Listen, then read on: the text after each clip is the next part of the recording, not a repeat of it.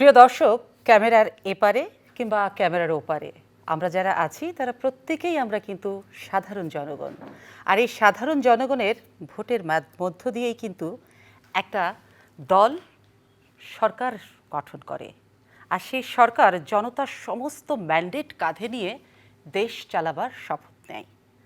বর্তমান সরকারের বয়স মাত্র ৩ মাসের ঘরে।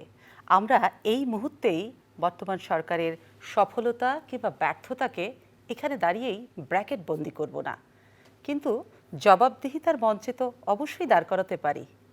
আর সে কারণেই একটি দেশে গণতন্ত্র থাকে গণমাধ্যম, আর গণমাধ্যমের এটাই কাজ।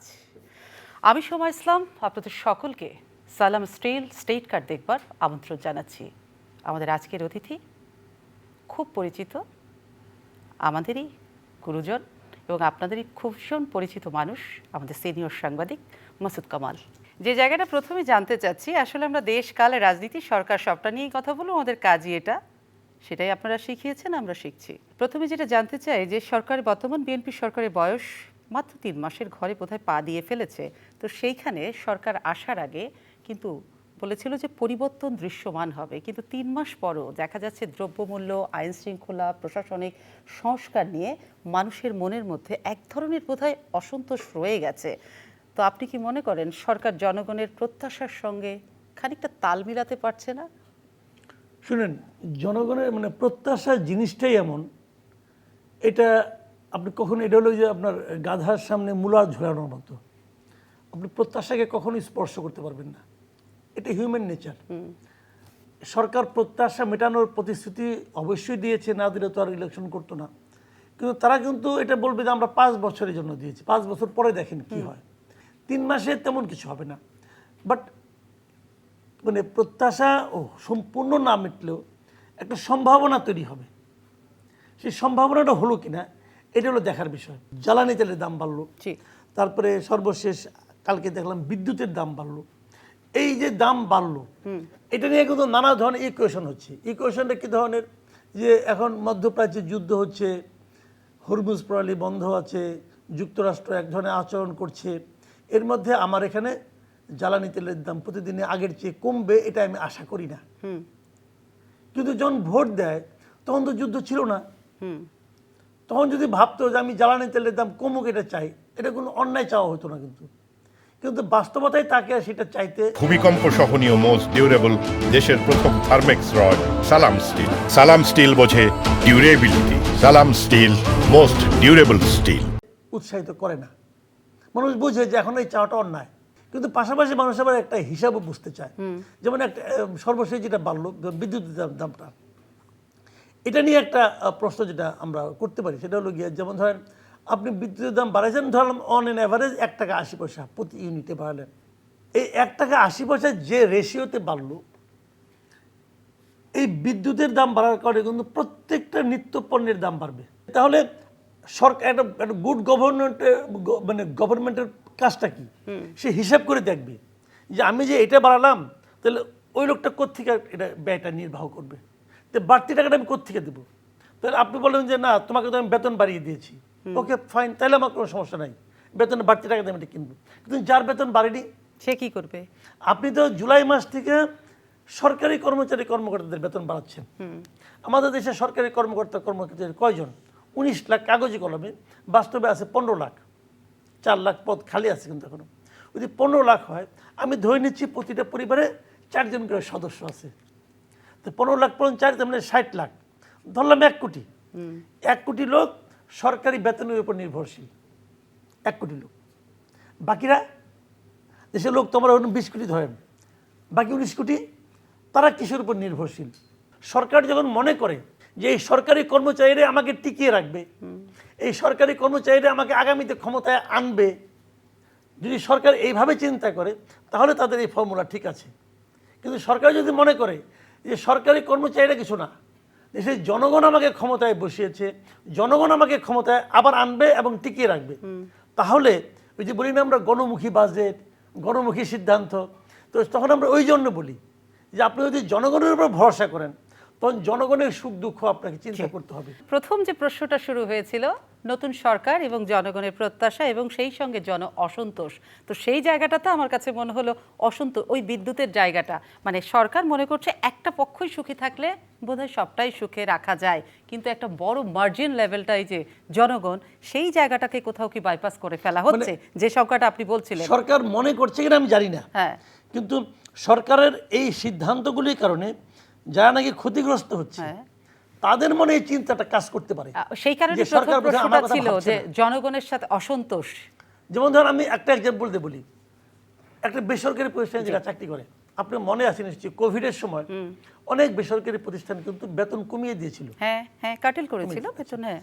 সেই বেতন সবার কিন্তু আগের জায়গায় আবার আসে নাই, ঠিক আছে? যদি আগের জায়গায় আসতো, ধরলাম আসছে, মানে কথার কথা ধরলাম যে না আসছে, সবার বেতন আগের জায়গায় আসছে, তা আগের জায়গায় আসা মানে কি?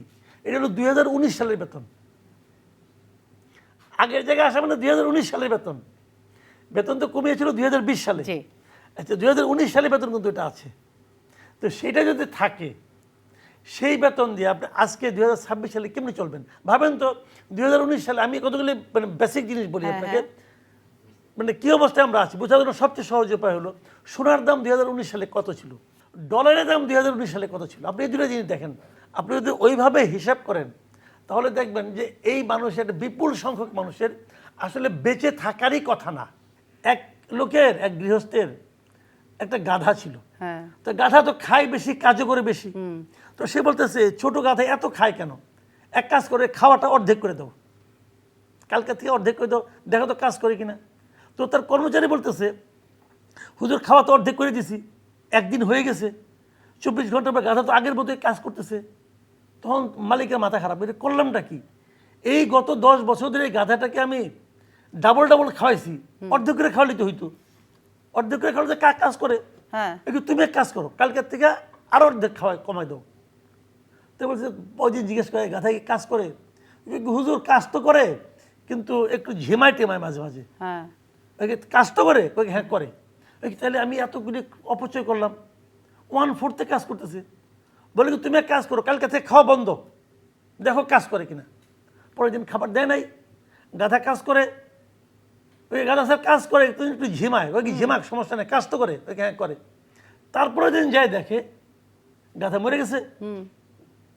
এখন বলতেছে হুজুর গাধা তো মরে গেছে।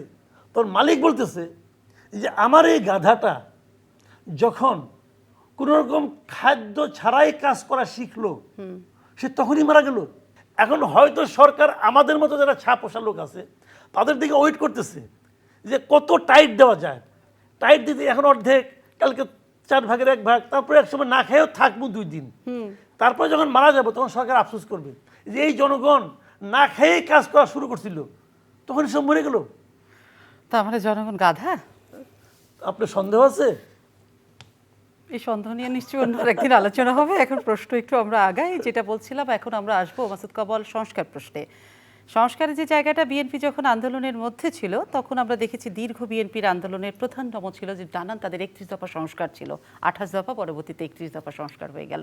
সেই যে সংস্কার, কিন্তু এখন যেটা সমালোচনা যে তারা সরকার রিফর্ম করবার পর কিন্তু সেই সংস্কারগুলো বোধহয় এগোচ্ছে না, এটা কিন্তু সমালোচনা। তারা রাষ্ট্র পরিচালনায় মানে ব্যস্ত হয়ে পড়েছেন। তো আপনি কি এই সমালোচনার সঙ্গে একমত? সংস্কার জিনিসটা একটা বিশাল ধোঁয়াশা। এটা আমি সংস্কার কর্মকাণ্ড যখন শুরু হয়েছে তখন থেকেই বলতেছি। ইউনূস সাহেব যখন প্রথম যেদিন বললেন যে আমি 6টা সংস্কার কমিশন করব, তখন আমি খুশি ছিলাম। তারপর যখন কমিশনগুলো গঠন করা শুরু হলো, আমি প্রত্যেকটা সংস্কার কমিশন নিয়ে আমার হতাশা ব্যক্ত করছি যে এই কমিশন দিয়ে কোনো ভালো কিছু হবে না। এখানে যতগুলি সংস্কার কমিশনের কারিগর ছিল, ম্যাক্সিমাম কারিগর ছিল ধান্দাবাজ কারিগর, এরা এই কাজের না। তারপরে সেইগুলি তারা যেটা একটা বিরাট একটা প্রসব করলো, সেই প্রসব করা বই দলিল দস্তাবেজ নিয়ে বসলো একটা জাতীয় ঐক্যমত্য কমিশন। ওটা হলো আরও বারোয়ারি, আরও একটা ভয়ঙ্কর জিনিস। প্রত্যেকটা লোক বিদেশের নাগরিক, বদিউল আলম মজুমদার আমেরিকার নাগরিক ভাই, আমাদের এখানে আসছি বেড়াইতে, বেড়াইতে মানে কি ধান্দাবাজি করবো, এখান থেকে মাল পানি কামাবো, নিয়ে ওখানে পাঠাবে। আলী রিয়াজ আমেরিকার নাগরিক, মনির হায়দার আমেরিকার নাগরিক, এরা সব তো বিদেশি মাল। তো এদের চয়েস করলো কারা? চয়েস করলো আরেক লোক, এই ডক্টর ইউনূস, আরেক ধান্দাবাজ। এ তো মানুষই না। আমি তো ডক্টর ইউনূসকে মানুষই মনে করি না, সে দেখতে মানুষের মতো, বাট সে মানুষ না আসলে। এবং সে আমাদের দেশের মানুষকে মানুষই মনে করে না। তারা নিজেদের ক্ষমতায় থাকাটা দীর্ঘায়িত করা, তারা কিছু ধান্দা নিয়ে আসছে। প্রত্যেক কিছু ধান্দা ছিল। ডক্টর ইউনূসের ধান্দা ছিল তার ট্যাক্সগুলো মওকুফ করা, তার গ্রামীণ ব্যাংকে 2029 সাল মাসুদ পর্যন্ত কামাল শুধু মওকুফ কি করা। ওনাদের ব্যক্তিগত ধান্দা যে শব্দটি আপনি বলছেন সেটাই পূরণ করার জন্য এসেছিল, নাকি এখানে আরো বড় পরিসরে অন্য কিছু আছে? উনি এটাই করতে আসছিল। উনি এই ওনার 600 কোটি ধান্দা- টাকার ট্যাক্স? উনি জাস্ট ওনার দুইটা কাজ ছিল। ভূমিকম্প সহনীয় মোস্ট ডিউরেবল দেশের প্রথম থার্মেক্স রড সালাম স্টিল। সালাম স্টিল বোঝে ডিউরেবিলিটি। সালাম স্টিল মোস্ট ডিউরেবল স্টিল। একটা কাজ হলো ওনার প্রতিষ্ঠানের টাকা পয়সার ধান্দা যেটা, এটা ওনার আমলাগুলি প্রত্যাহার করে নেওয়া, এগুলো সেগুলো সব করতে সে। তার আরেকটা ধান্দা ছিল যে ওনার যে প্রভু যুক্তরাষ্ট্র, তাদের কাছে তাদের যে সমস্ত এই ভূখণ্ডকে কেন্দ্র করে, এই ভূখণ্ডের মানুষকে কেন্দ্র করে তাদের যে ধান্দাগুলি, ব্যবসাগুলো যেগুলো ছিল, সেগুলিকে বাস্তবায়ন করার জন্য। এবং সে সেটা করছে, এবং যাতে নাকি সেটা তার চলে যাওয়ার পরেও চলতে থাকে তার ব্যবস্থা করে গেছে। খলিলকে এই গভর্নমেন্টের উপর তারা চাপাই দিয়ে গেছে। এবং বলা হচ্ছে যে খলিল নাকি খুব ভালো একজন কূটনীতিক। আরে ভাই, সে কূটনীতির ভালো কি ডিপ্লোমেসি দেখাইছে? নাকি বিশাল বিজয়। 99টা দেশ তাকে ভোট দিয়েছে, সে জাতিসংঘের প্রেসিডেন্ট নির্বাচিত হয়েছেন, সবকিছু করলেন, সবাই সবারটা বুঝে নিল। কিন্তু আপনি যে বললেন যে এই 18 মাসে অন্তর্বর্তীকালীন সরকার যারা ছিল তারা সবাই এসেছিল নিজেদের পারপাস সার্ভ করতে, সেটা ব্যক্তি কিংবা আন্তর্জাতিক সেটাই হোক না। কিন্তু এই 18 মাসের দায়ভারটা 3 মাসে বর্তমান সরকারের কাঁধেই তো পড়ে আছে, এবং তাকে তো এটা 5 বছর টানতে হবে। সেটার আমি বলছি, শুনুন, এই সেই জায়গাটাতে- টানতে যেয়ে কি বিএনপির সংস্কারটা কোথাও হারিয়ে যাবে? এই জায়গাটাতে আমি বিএনপির মানে আমার কাছে বিএনপির আচরণগুলো আমার কাছে দুর্বোধ্য ঠেকে। দুর্বোধ্য কিভাবে? যে ওনারা কেন ইউনূস সরকারের ধারাবাহিকতার মধ্যে চলার চেষ্টা করতেছেন, এটা আমি বুঝি না। আরেক রহমান যেদিন তার ক্যাবিনেট ঘোষণা করলেন, আমি তো ওই দিনই প্রশ্ন করছি যে হোয়াই ডক্টর খলিল। এবং তখন আমার কাছে মনে হচ্ছে সম্ভাব্য ব্যাখ্যা একটা, তারা ভয় দিচ্ছে যদি আমেরিকা আবার তাকে উঠাই নিয়ে যায়, এই ভয়ে সে খলিলকে মানে হজম করার চেষ্টা করতেছে। তো এখন ধরেন আমি বললাম, আমার কথার মধ্যে হয়তো বাড়াবাড়ি থাকতে পারে, হয়তো মানে অনেক ভুল থাকতে পারে, তো ভুলটা আপনারা ভাঙাই দেন। কেন খলিলকে নেওয়া হয়েছিল সেটা আপনি প্রশ্ন রাখছেন, যে কেন বিএনপি সরকারের কাজে খলিল? অবশ্যই সেই ভয়টা আপনি এটা বলছেন নেওয়া আমেরিকার ভয়। বিএনপির ইমেজ নষ্ট হয়েছে, নির্বাচন প্রশ্নবিদ্ধ হয়েছে এই ওনাকে নেওয়ার কারণে। আচ্ছা, তাহলে তো আমরা মাসুদ কামাল জানতাম যে মানুষের আসলে একটা সরকারের, যে কোনো সরকারের ভয় থাকে জনগণ। কোনো সরকার কি আর জনগণকে পাত্তা দেয় না, ধার ধারে না, ভয় পায় না? সব কি গ্লোবাল পলিটিক্সের একমাত্র ভয়ের জায়গা বিশ্ব রাজনীতির আমেরিকা? শুনেন, জনগণের ভয়টা না, এটা তো এখন বোঝা যাবে না। ধরুন ওরা মনে করে কি, জনগণের মাধ্যমে ক্ষমতায় আসছি, 5 বছর তো পরে জনগণ আবার আসবে। জনগণ তো 5 বছরের মধ্যে আসতেছে না কিছু। এখন 5 বছর পরে আমাদের হাতে এক্সাম্পল আছে, শেখ হাসিনা করছে না, 5 বছর পর তো ইলেকশন নিজের মতো করে নিছে। আমরাও কোনো একটা কৌশল বের করে নেব, অথবা আমরা জনগণকে তখন শেষ বছর যে বুঝাবো, কিছু একটা প্ল্যান তারা করে আর কি। মানুষ যদি, সরকারগুলি যদি দায়িত্ব নেওয়ার পর থেকে একদম প্রথম দিন থেকে যদি তারা জনগণের কথা ভাবতো, তাহলে দেশের এই দুরবস্থা হতো না। আরও যে জায়গাটা জানতে চাই, অর্থাৎ আপনি যেটা বলছেন যে সরকার, যে কোনো সরকার যদি প্রথম দিন থেকে জনগণের কাছে কথা ভাবতো, তাহলে যে কোনো সরকারের এই পরিণতি ভয়াবহ হয় না।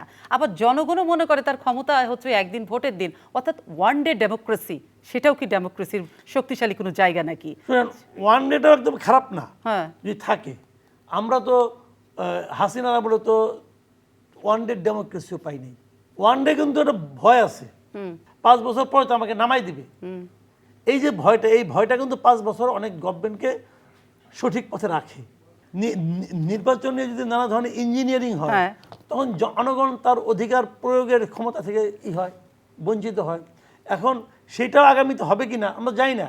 অথচ এই অধিকারটা পাওয়ার জন্যই কিন্তু বিএনপি আন্দোলন করছে। তারা বারবার বলছে আমরা তত্ত্বাবধায়ক সরকার চাই, তত্ত্বাবধায়ক সরকার চাই। এখন তত্ত্বাবধায়ক সরকারের যে ফরম্যাটটা, সেই ফরম্যাটে এই নির্বাচনে বিএনপি লঙ্ঘন করছে। যেমন তত্ত্বাবধায়ক সরকার যারা থাকবে, তারা পরবর্তী গভর্নমেন্টের কোনো গুরুত্বপূর্ণ দায়িত্বে থাকবে না, তাহলে তাদের স্বার্থ জড়িত হবে না। তো ওনারা তো খলিলকে নিয়ে নিছেন, নিয়ে তো ওনারা তো এই ফরম্যাটটাকেই ভেঙে দিয়েছেন। এবং খলিলকে নেওয়ার মাধ্যমে ওনারা প্রমাণ করেছেন যে এই নির্বাচনে খলিল সাহেব আমাদের পক্ষে ভূমিকা রাখছে, এই জন্য পুরস্কার হিসেবে তাকে আমরা বানাইলাম পররাষ্ট্রমন্ত্রী। যে জায়গাটি আরেকটু জানতে চাই, মাননীয় শিক্ষা প্রতিমন্ত্রী ববি হাজ্জাজের ঢাকা বিশ্ববিদ্যালয় নিয়ে সমসাময়িক যে বক্তব্য, সেটা অনেক বেশি সমালোচিত হচ্ছেন, আলোচিত হচ্ছেন। সেই জায়গাতে আপনি কি বলবেন মাসুদ কামাল? দেখেন, আমি নিজে ঢাকা ইউনিভার্সিটির স্টুডেন্ট ছিলাম। ববি হাজ্জাজের কথায় আমার খুবই ইমোশনালি রাগ করা উচিত, কিন্তু আমি রাগ করছি না। কিন্তু কেন আমি করছি না এই কারণে, উনি যে কথাটা বলেছেন এই কথাটা কি আসলেই মিথ্যা? গত 15 বছরে, গত 20 বছরে ঢাকা ইউনিভার্সিটির গবেষণাটা কি এমন গবেষণা ঢাকা ইউনিভার্সিটি করতে পারছে যে গবেষণার কারণে বাংলাদেশের মুখ উজ্জ্বল হয়েছে? ঢাকা ইউনিভার্সিটির শিক্ষকরা তারা এত রাজনীতিতে জড়াই পড়ছে যে আপনি দেখেন নাই গত গভর্নমেন্টরা মানে শিক্ষক সমিতির সভাপতি সেক্রেটারিরা আপনাদের এখানে আসতো টকশো, দেখেন নাই তাদের কোয়ালিটি আপনি দেখেন নাই। কাজে উনি যখন বলেছেন যে ঢাকা ইউনিভার্সিটিতে গবেষণা যা হয় তার চেয়ে বেশি ব্র্যাক সাউথ ইয়ে হয়, নর্থ সাউথ হয়, ওইটার তুলনা হয় কিনা আমি জানি না, আমি বলতে পারবো না, ওদের সম্বন্ধে আমার ধারণা নাই। কিন্তু আমার বক্তব্যটা হচ্ছে কি, যে ঢাকার একটা ইউনিভার্সিটির কাজ যেটা, সেটা কিন্তু আমাদের ঢাকা ইউনিভার্সিটিতে হচ্ছে না। প্রধানমন্ত্রী যাচ্ছে ঢাকা ইউনিভার্সিটি যাই বলতেছে শিক্ষক রাজনীতি হওয়া ঠিক না, যখন বলতেছে তার পাশে যে বসে আছে ভিসি সে রাজনৈতিকভাবে নিয়োগপ্রাপ্ত। তো এই যে ডাইলেমাগুলো, তো এটা তো ঢাকা ইউনিভার্সিটি চলছে। আচ্ছা আপনি বলেন তো, ঢাকা ইউনিভার্সিটির যে রাজনীতি হচ্ছে এবং যে শিক্ষক রাজনীতি, ছাত্র রাজনীতি, এর মাধ্যমে কি শিক্ষার কোনো উন্নতি হচ্ছে? এই যে সর্বশেষ যে আপনার জুলাই বিপ্লব যেটা হলো, জুলাই গণ অভ্যুত্থান বলেন, বিপ্লব বলেন, যাই বলেন, যে একটা স্বৈরাচারী সরকারের পতন ঘটলো, এই পতনে কোন ইউনিভার্সিটিগুলো সবচেয়ে বেশি ভূমিকা রাখছে? আমি তো বলবো বেসরকারি বিশ্ববিদ্যালয়গুলো। ঢাকা ইউনিভার্সিটির একজন লোক মারা গেছে, নাহিদ ইসলাম ছাড়া। আর যত এই যে বড় বড় সমন্বয়ক আমরা দেখি চোখের সামনে ঘোরাফেরা করে, মন্ত্রী টন্ত্রী হয়, এমপি টেমপি হয়, একজনের মেয়ের খেয়েছে দেখান, ক্রিম খাইছে এরা। তো এটাই হলো রিয়েলিটি রে ভাই, এটাই রিয়েলিটি, চোখের সামনে থাকে। অনার্স পাস করছে মাত্র, এখন মাস্টার তো কমপ্লিট হয় নাই, তারা বানাইছেন মন্ত্রী, তারপরে সে তো একটা বিশ্ব রেকর্ড করে ফেলেছে।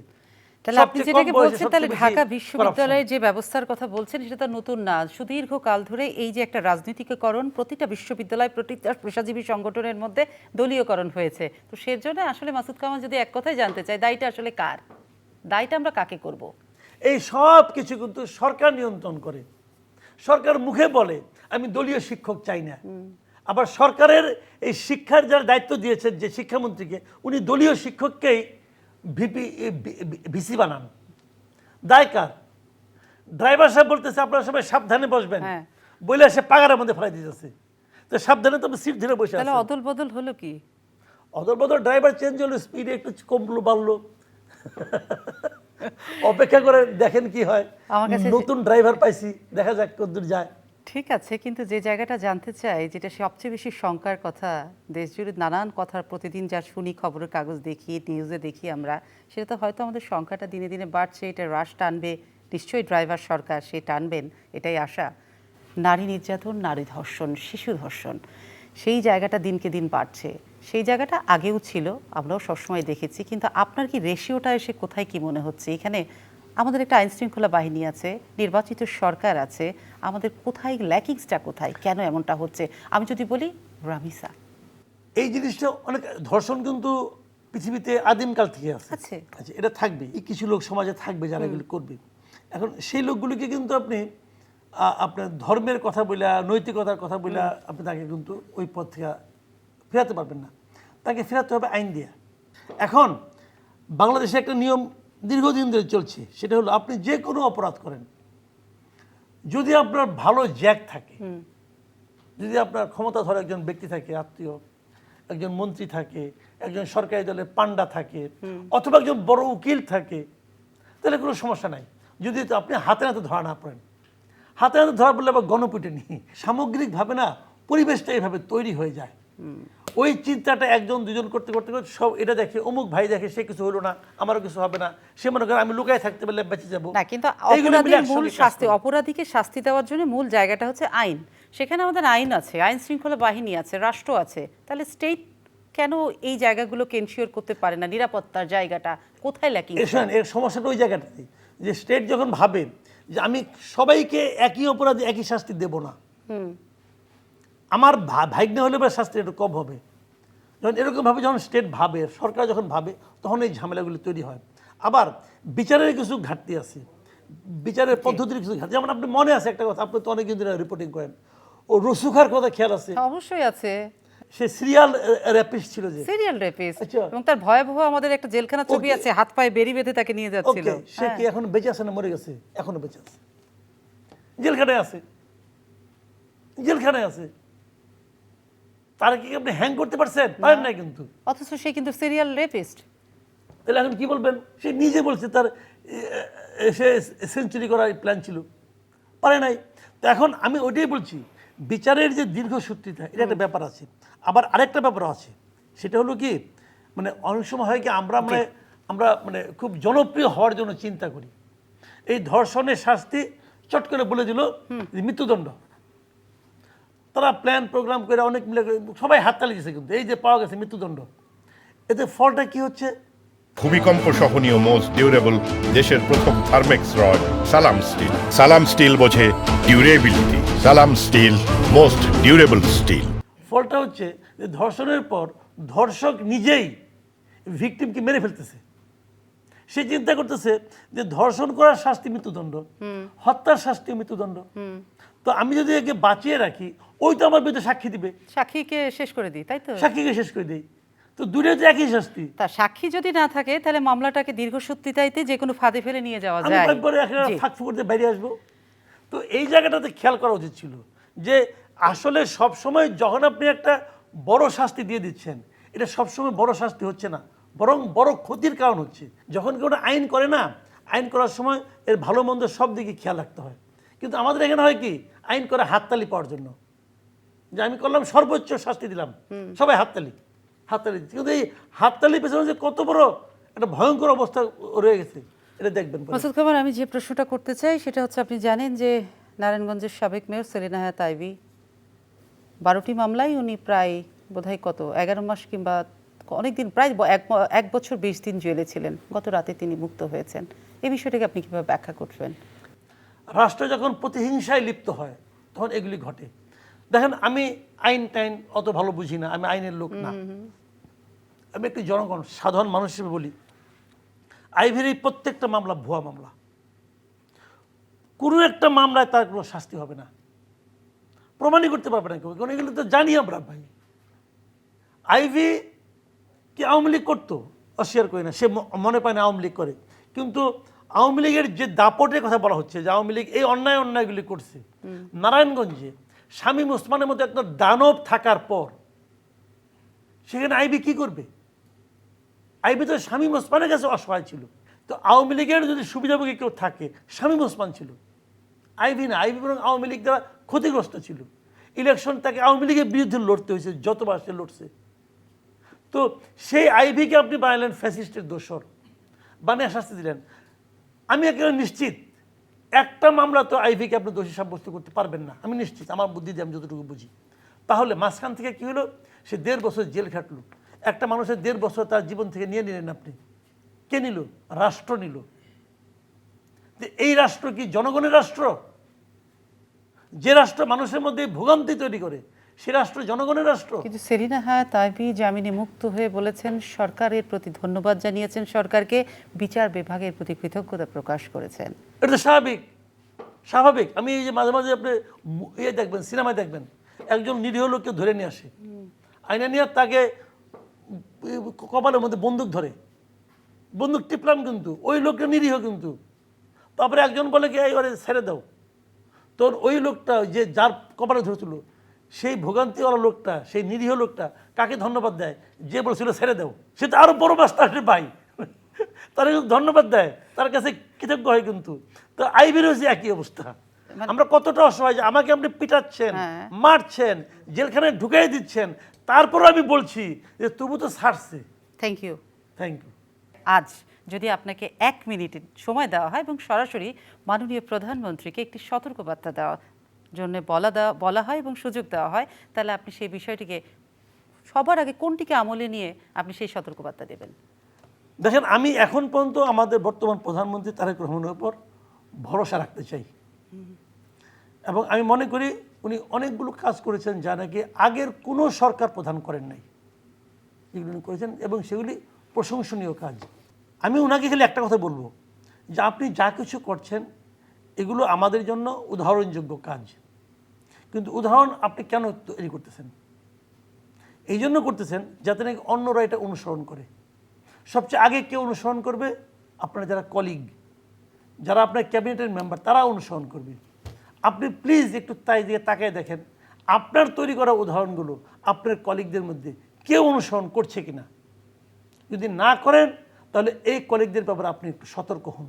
আপনি ভরসা রাখতে চান, আর এই আপনিটাই হচ্ছেন হয়তো আমরা, সেই আমরাটা দিয়ে যদি আজকে আমরা অনুষ্ঠানটা শেষ করি সালাম স্টেট কার্ড, তাহলে বলবো যদি শুরুতে বলেছিলাম প্রিয় দর্শক, মাত্র 3 মাসের ঘরে পা, 5 বছর তো একটা সরকারের সময়সীমা থাকে, জনগণ 5 বছরের জন্য ওই ব্যালটে ভোটের মধ্য দিয়েই একটা সরকারকে নির্বাচিত করে দেশ পরিচালনার জন্য পাঠায়।